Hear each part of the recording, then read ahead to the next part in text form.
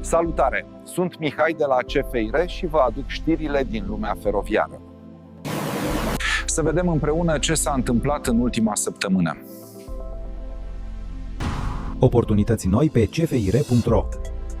ISPCF și Telecomunicații CFR anunță roluri esențiale pentru specialiști într-un domeniu aflat în plină transformare. Angajări la Metrorex, CFR Călători și CFR SA. Metrorex, CFR Călători și CFR SA scot noi posturi la concurs cu oportunități pentru mai multe specializări. Berceanu, bun de plată după concedierea unui director. Fostul ministru este obligat să plătească aproape 1.000.000 de lei după concedierea nelegală a unui director din CFR Marfă. Incident feroviar la Pasărea. Ancheta arată erori ale impiegatului de mișcare și mecanicului de locomotivă care au dus la incidentul de la Pasărea. Studenții pot dirija trenuri din centrul Hitachi.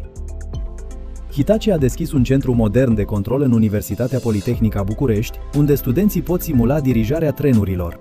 Vă mulțumesc că ați fost alături de noi. Ne revedem săptămâna viitoare cu cele mai noi informații din domeniul feroviar.